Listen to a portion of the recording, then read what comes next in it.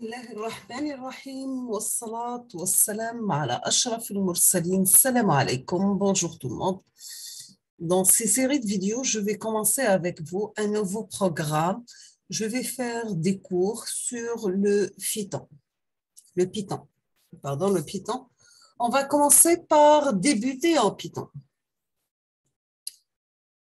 Nous avons que l'affichage des résultats d'un programme, les commentaires, les opérateurs, les nombres entiers, les nombres réels, chaîne de caractères, représentation des données, les nombres décimaux, nombres binaires et nombres hexadécimaux, la table ASCII, identificateur, variable, absence de déclaration de variable, initialisation de variables simples, des opérateurs d'affectation, des opérateurs arithmétiques unaires et binaires, la conversion de type numérique, priorité des opérateurs, lecture et écriture en mémoire, identification des erreurs de logique et de syntaxe, lecture des données au clavier, exemple de programme simple en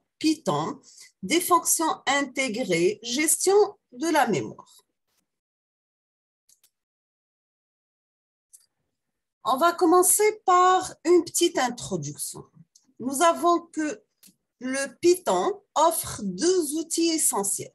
Nous avons les instructions et les expressions, ou bien ce qu'on appelle les fonctions, équations, etc.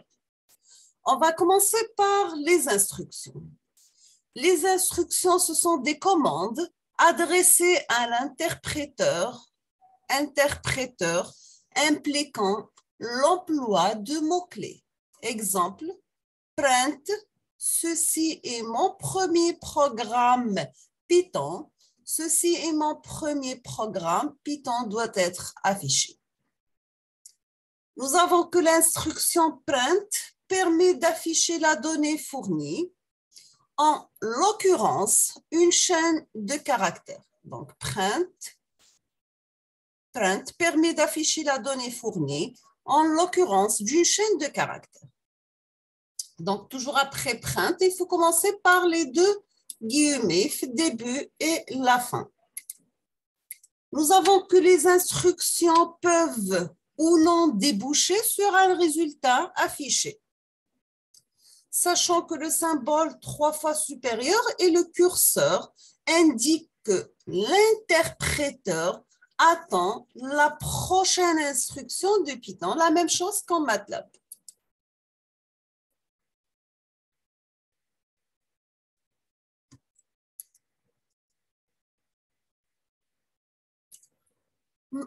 Maintenant, on passe aux expressions. Les expressions, elles n'utilisent pas de mots-clés. Elles n'utilisent pas de mots-clés. Il peut s'agir de simples équations qu'on utilise avec des opérateurs arithmétiques ou bien de fonctions qui sont appelées avec des parenthèses, sachant que les fonctions peuvent ou non accepter une entrée et retourner ou non une valeur. On va prendre un exemple. Si on va mettre 3 moins 5, le résultat, c'est moins 2. Si on va mettre l'ABS, c'est-à-dire la valeur absolue de moins 7, le résultat, c'est 7. D'accord? Tirer, c'est 7. Sachant que la valeur de chaque expression est affichée à l'écran. Si on va écrire 3 moins 5, l'affichage, on aura moins 2. La valeur absolue de moins 7, c'est 7, etc.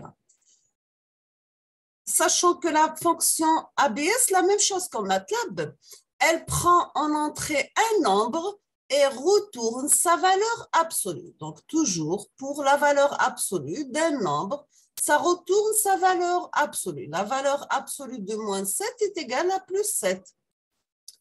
Le caractère souligné correspond à la dernière expression évaluée, c'est-à-dire on va mettre le tiré de 8 ici, ça va afficher le dernier résultat exécuté. D'accord? Le dernier résultat, c'était 7. Si on va mettre tiré, ça donne 7. Si c'était moins 2, ça va donner moins 2. D'accord? Donc, le caractère souligné correspond à la dernière expression évaluée. Maintenant, on va voir les règles et les symboles à connaître concernant les instructions en Python. On va commencer par le signe dièse. Les commentaires débutent toujours par un signe dièse. Donc, les commentaires toujours débutent par un signe dièse. Un commentaire peut débuter n'importe où sur une ligne. Un commentaire peut débuter n'importe où sur une ligne. Nous avons que tous les caractères qui suivent le dièse sont ignorés par l'interpréteur jusqu'à la fin de la ligne. Tous les caractères qui suivent le dièse sont ignorés par l'interpréteur jusqu'à la fin de ligne. L'équivalent en MATLAB, c'est bien le pourcentage. Le MATLAB, lorsqu'on veut mettre un commentaire, on débute notre phrase avec pourcentage. En Python, le signe utilisé, c'est bien le dièse, la même chose. Si vous avez déjà une idée sur MATLAB, ça vient tout simple. Donc, c'est juste, il faut apprendre les règles. Sachant que les commentaires servent à documenter les programmes et améliorer leur lisibilité. D'accord? Donc, les commentaires servent à documenter les programmes et améliorer leur lisibilité. Nous avons, même si Python est un langage facile à apprendre, cela ne dispense pas le programmeur d'utiliser des commandes de manière adéquate dans son code. On va prendre un exemple. Si on met dièse place au commentaire, on va mettre print 1 sur 3. Dièse, c'est une division réelle. Donc ça, c'est un commentaire sur l'expression écrite précédemment. On aura comme résultat, donc 1 divisé par 3, c'est 0,3333.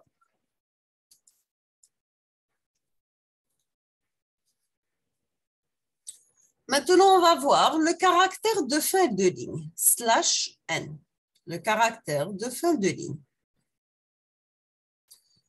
Bien sûr, il s'agit du retour à la ligne suivante, entrée, ce qui signifie normalement une instruction par ligne. Nous avons que la barre oblique inverse, ou bien ce qu'on appelle le anti-slash. Cela annonce que l'instruction n'est pas terminée et qu'elle se poursuit à la ligne suivante. On va prendre un exemple. L'équivalent en MATLAB, c'est bien les 3 points. Pardon. Donc, si on va mettre print 10 plus 5 slash fois 4 slash moins 7, le résultat, c'est 23. D'accord? Donc, c'est 10 plus 5, 15 fois 4.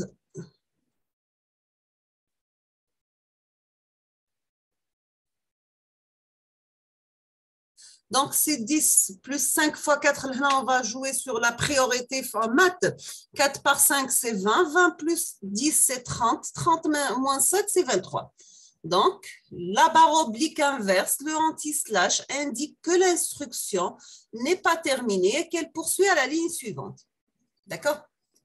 Il existe 2 cas particuliers où une instruction peut s'étaler sur plusieurs lignes sans avoir besoin de barre oblique inverse. D'accord? C'est-à-dire la première solution, c'est bien de mettre des anti-slash. La deuxième solution, c'est bien lorsqu'elle utilise des opérateurs comme les parenthèses, les crochets et les accolades. On va voir plus tard pour cet usage. Nous avons aussi lorsque le caractère de retour à la ligne est inséré dans une chaîne entourée de guillemets triplés. Par exemple, print 3 guillemets, place au guillemets triple, donc le texte affiché, c'est bien place au guillemets triple. Print 6 guillemets, place au guillemets triple, place donc guillemets triple. Donc, vous êtes libre d'utiliser le nombre de guillemets. L'essentiel, vous aurez votre message. Nous avons aussi le point-virgule. Quel est le rôle du point-virgule? c'est que le point-virgule permet de regrouper deux instructions sur la même ligne. D'accord? Donc, le point-virgule permet de regrouper dans deux instructions sur la même ligne. Par contre, MATLAB, point-virgule, c'est-à-dire on a terminé la commande, il va exécuter la commande sans afficher le résultat. Non, non, le point-virgule permet de regrouper deux instructions sur la même ligne. Si on va mettre moins 2 plus 5, normalement c'est 5 moins 2, c'est 3. Le deuxième point-virgule, la deuxième commande, c'est print 5 moins 2, 3. Donc, vous aurez deux résultats. La même, donc, nous avons deux commandes, deux instructions exécutées et l'affichage des résultats successifs. Sachant que Python ne tient pas compte de la présentation, espace et saut de ligne. D'accord? Le Python ne tient pas compte de la présentation, c'est-à-dire tout ce qui est espace et saut de ligne, ça ne va pas prendre en considération. Nous avons qu'un programme pourrait s'écrire en quelques lignes, même si ce n'est pas conseillé. D'accord? Vous pouvez écrire un programme sur quelques lignes, mais ça n'est pas conseillé sur la lisibilité, la compréhension du programme, même en cas de faute. Vous trouvez facilement votre faute. Il faut faire attention à la mise en page. Présenter un programme de façon lisible. Présenter un programme de façon lisible.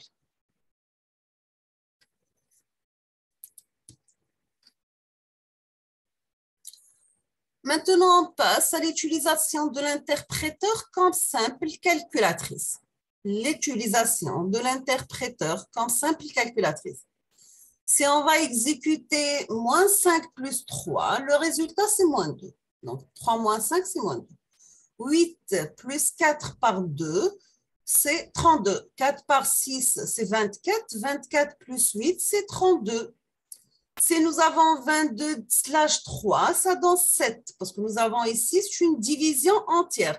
Il va prendre seulement كما نقولوا بالعربيه الجزء الصحيح فقط، ماشي راح يديه على شكل جزء كسل. كي نحبوا نديروا une division réelle, on va mettre point slash. D'accord? Donc, pour point slash, 22.3, ça donne 7,333. Donc, c'est une division réelle. L'entier 3 est converti en réel à cause de la présence du point décimal. Maintenant, si on va exécuter 2 multiplié par 32 moins 26, 32 moins 26, c'est 6, fois 2, c'est 12. Donc, le Python dispose de deux opérateurs de division. Nous avons une division entière et une division avec le slash et une division réelle avec le point slash. Toujours avec l'utilisation de l'interpréteur comme simple calculatrice, nous avons que la partie entière du résultat de la division, c'est-à-dire le plus grand entier, plus petit ou égal au résultat, indépendamment du type des opérandes.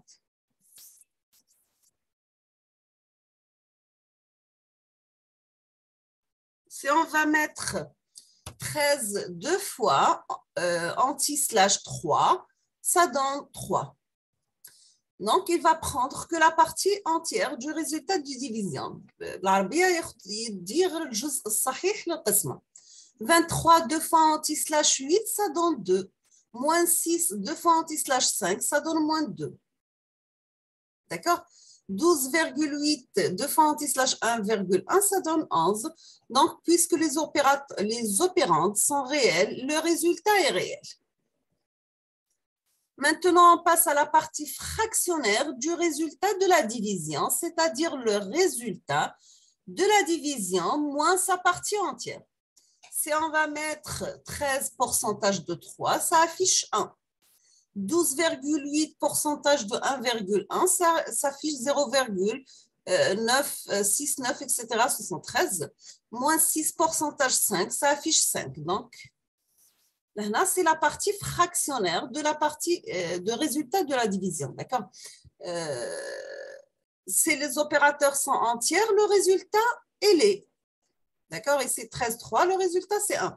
Bien sûr, si les opérateurs sont réels, le résultat est les. Là, c'est qui dire 13 divisé par 3, normalement, c'est 4. Et le reste, c'est 1. Ici, c'est le reste de la division. D'accord? Donc, 4 fois 3, c'est 12. 13 moins 12, c'est 1. Ici, c'est le reste de la division.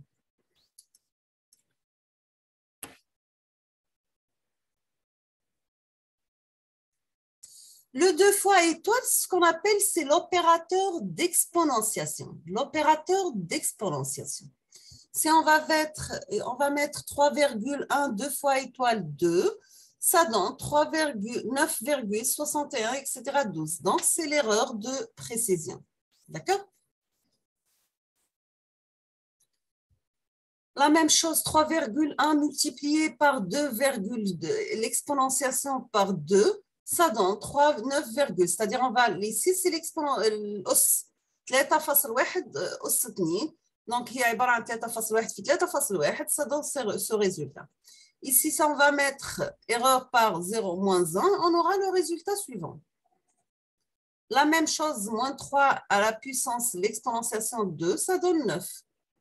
2 à la puissance 0,5, ça donne 1,41. C'est la même chose que la racine de 2. Moins 5 est égal à 5. Donc, c'est un opérateur unaire. Maintenant, on passe aux opérateurs d'exponentiation à une règle de priorité particulière. Maintenant, on va voir lorsqu'on combine, l'on combine avec d'autres opérateurs. Bien sûr. Donc, 8 à la puissance 2, c'est 64. 2 fois étoile, c'est puissance. D'accord? 8 à la puissance 2, c'est 64. Moins 8 à la puissance 2, c'est moins 64. 8 à la puissance moins 2, c'est 0, etc. Moins 8 à la puissance 2, ça donne 64. Donc, l'opérateur d'exponentiation a une règle de priorité particulière. Lorsqu'on le combine avec d'autres opérateurs, il est exécuté avant les opérateurs unaires placés à sa gauche, mais après les opérateurs unaires placés à sa droite. D'accord? Là, tu vois la différence entre moins 2 à la puissance 2, ça donne moins 64, et moins 2 entre parenthèses à la puissance 2, ça donne 64.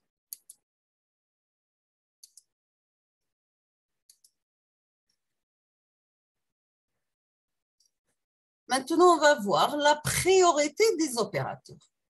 Nous avons le plus et moins, l'étoile, slash 2 fois anti-slash le pourcentage, le plus et le moins unaire, le bas de la hiérarchie et le bas c'est le plus ou le moins, ou le haut c'est la puissance, d'accord? Par exemple, si vous avez moins 3 plus 5 à la puissance 2 moins 7 divisé par 2, on aura 19. Mais cette fois-ci, si on va mettre moins 3 plus 5 à la puissance 2, plus ou moins 7 sur 2, ça donne 18. Donc, on peut utiliser les parenthèses pour clarifier la signification d'une expression ou pour outrepasser l'ordre de priorité des opérateurs. C'est-à-dire, on peut mettre 5 moins 3 entre parenthèses à la fois 2 plus 4. D'accord? Pour ne pas avoir des calculs, pour ne pas avoir confusion sur le résultat. Je vais m'arrêter ici aujourd'hui. La prochaine vidéo, Inch'Allah, ça sera la suite. Je vous remercie infiniment pour votre attention. Comme toujours, n'hésitez pas si vous avez des questions et si vous êtes intéressé par ces cours. Et à la prochaine, Inch'Allah. Merci beaucoup pour votre attention.